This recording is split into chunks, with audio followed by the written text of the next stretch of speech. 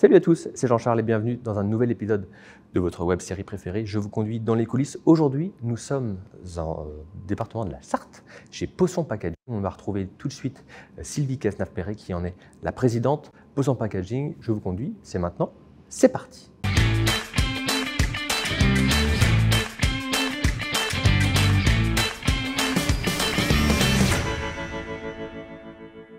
Bonjour Sylvie Cazenave-Perret. Bonjour. Merci de nous accueillir chez vous. C'est un plaisir. Au sein de Posson Packaging. Comment, avant de rentrer dans le vif du sujet et de visiter l'entreprise, comment vous présentez, vous parlez de votre entreprise rapidement? Tout de suite, c'est l'impact environnemental Ouais. et puis l'impact sur la santé des personnes qui travaillent avec nous. Donc ça, ce sont les deux axes majeurs qui ont permis à l'entreprise de redéfinir un chemin il y a presque 30 ans maintenant. Ouais.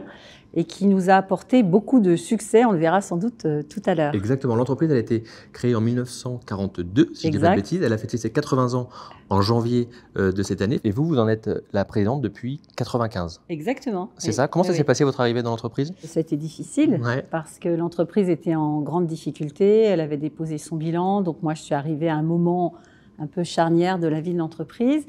Je n'étais pas prête pour le monde de l'industrie.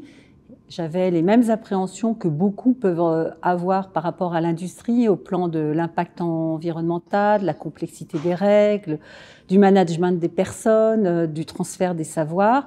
Et donc, avec les équipes en place, puis celles qui sont petit à petit venues me rejoindre, eh bien, on a mis en place une stratégie qui s'est avérée assez finalement visionnaire, qui a bien anticipé tout ce qui nous arrive depuis quelques années et qui met l'environnement au cœur de la vie des entreprises. Alors, on va le voir tout au long de notre parcours. On va commencer par le bureau d'études parce que le métier quand même de Posson Packaging, c'est de concevoir et de fabriquer des emballages recyclables en carton compact et ondulé. Là, on est c'est ici que tout se passe, j'ai envie de dire. Le bureau d'études, c'est une partie très importante. Exact. Il y a combien de personnes qui travaillent dans ce bureau d'études? On a 3 concepteurs permanents qui vont développer des produits.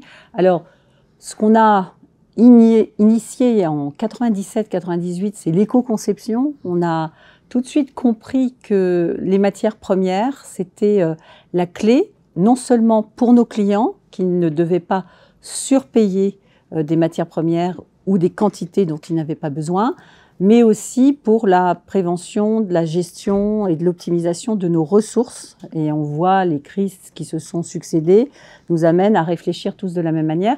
Donc, à l'origine, quand on a un projet qui nous est proposé par un client, eh bien, on va retravailler complètement le concept autour de ces emballages pour pouvoir diminuer à la fois, tout en conservant les mêmes résistances, capacités logistiques, mais diminuer la consommation de matières premières. Réduire aussi les quantités transportées en optimisant la palettisation. Donc, il y a beaucoup de champs qui nous permettent d'améliorer notre offre auprès de nos clients, nos prospects. Parfois même, on s'empare d'un sujet et puis on va voir le client.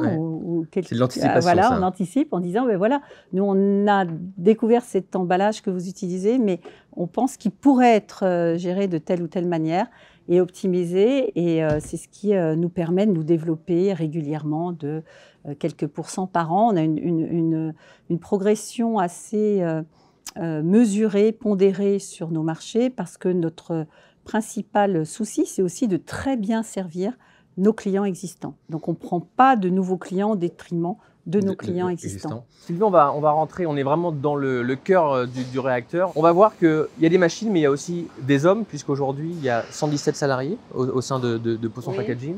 Comment ça se passe, la gestion d'une usine avec les hommes et les femmes au quotidien? Alors, on a une direction d'usine qui est pilotée par Cécile Baudinier, qui était là avant moi dans l'entreprise, qui a été en charge de la qualité. Donc, il y a une compréhension précise des besoins de l'usine, tant en termes de ressources humaines que de ressources matérielles, que de ressources de matières premières. Et puis, effectivement, il faut être proche de nos équipes. C'est pas toujours facile parce que les équipes travaillent en 3-8, matin, après-midi et nuit.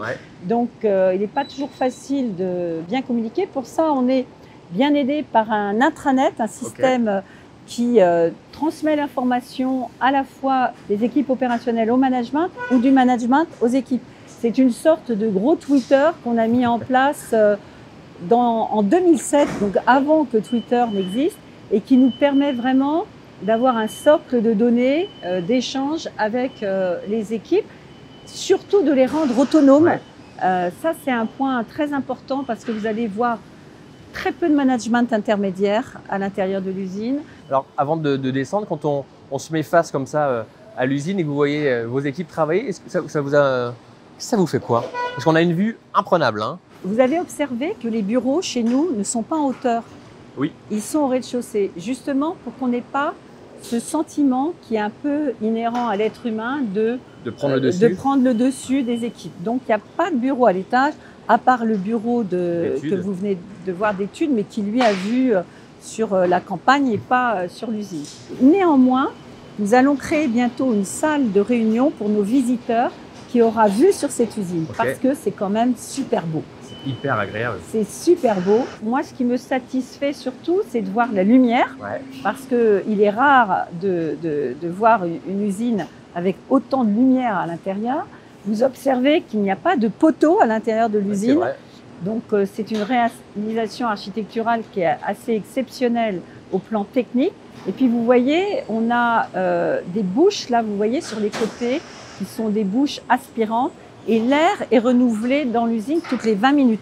C'est un peu l'usine que j'avais en tête quand on l'a construite et qu'on a partagé ce projet avec les équipes. Quelle est mon usine idéale? Mon usine idéale, c'est une usine dans laquelle je vois l'extérieur, c'est une usine où je n'entends pas trop de bruit. Vous voyez, il y a peu de bruit. En fait, la charpente que vous voyez qui est ondulée, comme le carton. Ça fait exactement, mais elle n'a pas seulement un aspect esthétique, elle sert aussi à capter les sons, à faire piège à son. Donc vous n'entendez pas, le bruit est bien maîtrisé. On va parler marché, on va parler produits, on va aller voir, on va se rapprocher au plus près justement des lignes de production. L'entreprise fait aujourd'hui 33 millions d'euros de chiffre d'affaires. Vous êtes présent sur des marchés agroalimentaires, industriels et tout ce qui va concerner l'hygiène. L'entreprise, elle est spécialisée sur différents types de produits, l'emballage compact, l'emballage ondulé et la fabrication spéciale. C'est quoi, pour que les gens comprennent bien, la différence entre un emballage compact et un emballage ondulé? On va dire que cela dépend essentiellement du produit qui va être transporté. Un produit un peu lourd ou un peu volumineux, il va avoir besoin d'un emballage qui va avoir une sorte de cannelure pour que la résistance soit meilleure, à la fois pendant le transport et pour la protection du produit. Donc ça, c'est ce qu'on appelle un emballage ondulé. Okay. Contre-collé en ce qui nous concerne, puisque le produit va être positionné dans un emballage qui va être effectivement en carton ondulé, mais également, nous, on vient poser une affiche qui représente le produit à l'intérieur. Le carton compact, quant à lui, eh bien, il va transporter des produits qui vont être moins lourds, moins volumineux. Et donc, la résistance de l'emballage sera suffisante, du carton sera suffisante pour pouvoir protéger et transporter le produit. L'emballage, ce n'est pas seulement un produit de marketing, c'est aussi un produit de traçabilité. On sait où se situe le produit, quand est-ce qu'il a été conditionné, d'où il vient. Et puis un système de logistique.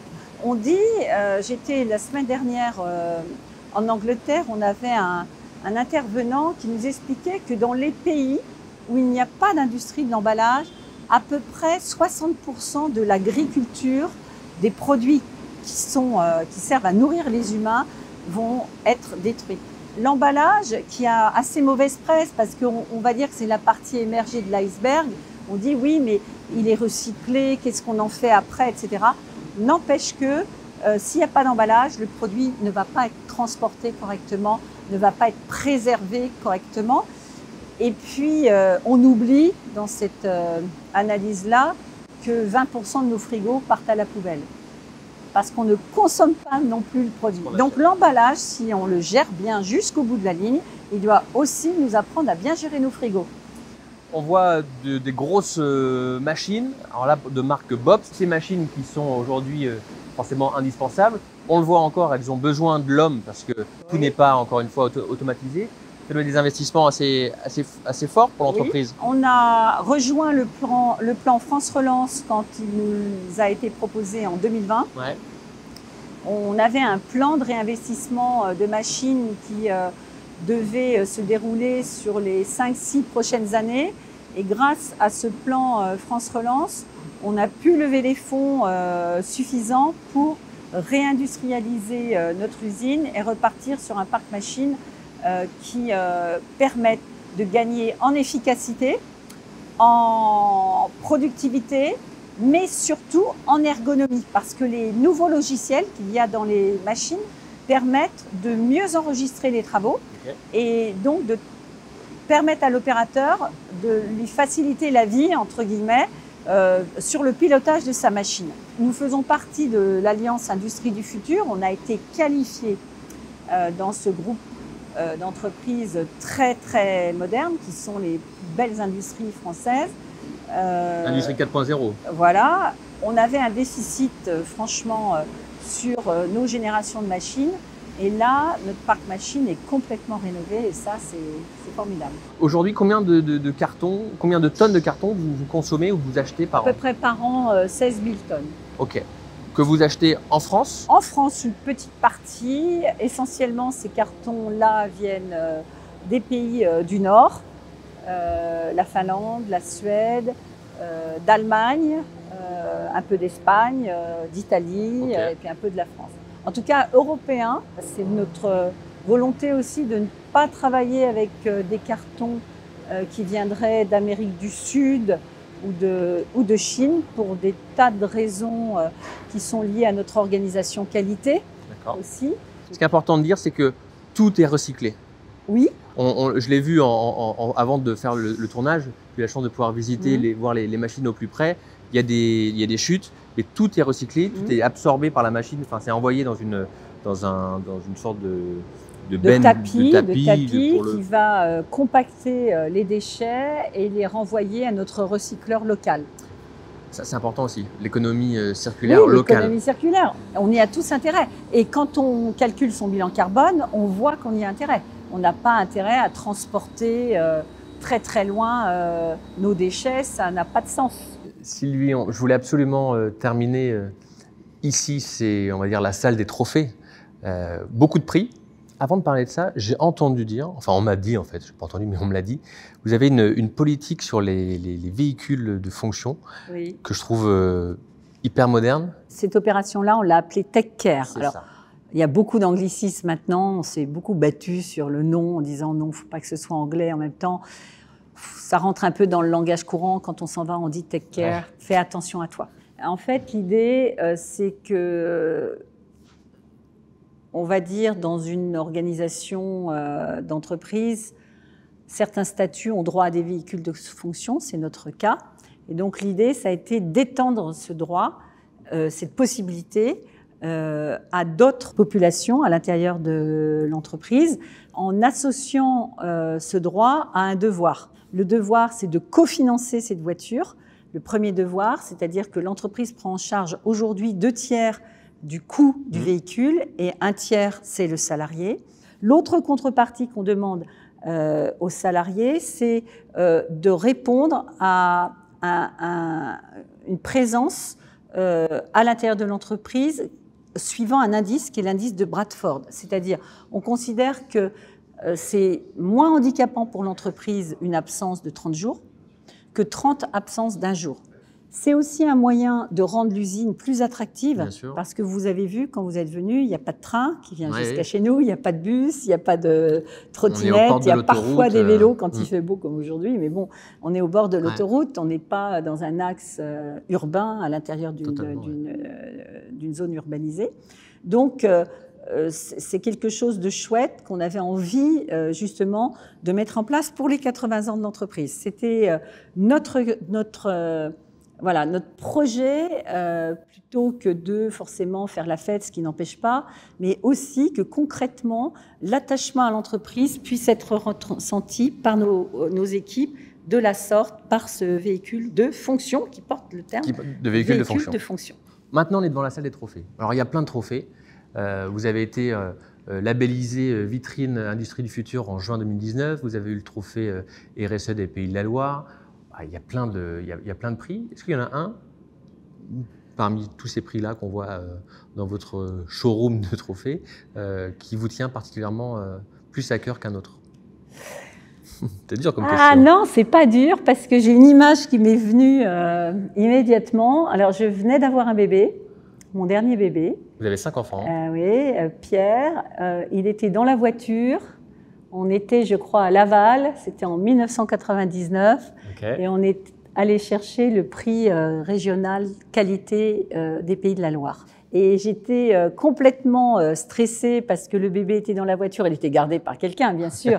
Mais bon, il avait faim, tout ça. Donc, moi, j'étais pas dans une situation super pour le nourrir. Et puisque j'étais sur scène en train de recevoir ce trophée. Mais en même temps, j'étais habitée d'une joie mais immense parce que 99, c'était 4 ans après mon arrivée chez Posson. Ouais. Et enfin, les prémices de la politique qu'on avait engagée au plan environnemental, social, commençaient à porter ses fruits. Et donc, c'était une grande joie. Vous voyez, alors après, on a maintenu cette exigence. Tous les ans, on va chercher un prix pour se faire connaître, mais aussi pour partager ce prix avec nos équipes. C'est quoi la suite pour Posson Packaging? C'est quoi les ambitions? Alors, il y a beaucoup de projets en cours. Les trois grandes lignes des années à venir. Alors, tout de suite, on prévoit l'extension de nos installations. Okay. On va agrandir l'usine à peu près de la moitié aujourd'hui de ces installations actuelles. En plateforme logistique, donc ça c'est un très gros chantier. Ensuite, on lance une nouvelle activité, donc ça je ne peux pas vous en parler tout de suite, mais ça fait partie qui doit contribuer à améliorer notre offre à nos clients. Et puis enfin, on structure nos équipes toujours mieux. On a le projet de lancer notre académie des savoirs ici à l'intérieur de Posson pour pouvoir mieux transmettre encore nos métiers, mais sur les nouvelles machines, parce qu'il y a des étapes technologiques qui sont passées. Il y a beaucoup d'intelligence dans ces machines et on a besoin de trouver les bonnes personnes qui auront plaisir à conduire pour nous le développement futur de Posson. Bon, eh ben on va rester en tout cas attentifs pour voir quelle va être cette nouvelle activité. Ça sort dans les prochains mois, en 2023, 2024 ? À 2024, 2025, oui, on y sera. Bon, oui. On va rester attentifs. En tout cas, merci beaucoup. Sylvie Cazenave-Perret, vous êtes la présidente de Posson Packaging, de nous avoir ouvert les portes de l'usine et les portes de ce siège et de cette salle des trophées. Merci beaucoup, c'était un plaisir de tourner cet épisode avec vous. C'est moi, merci infiniment. Et puis on se retrouve très prochainement pour un nouvel épisode de Je vous conduis. D'ici là, portez-vous bien. Prenez soin de vous. À bientôt. Au revoir. Je vous conduis vous a été présenté par le CIC West.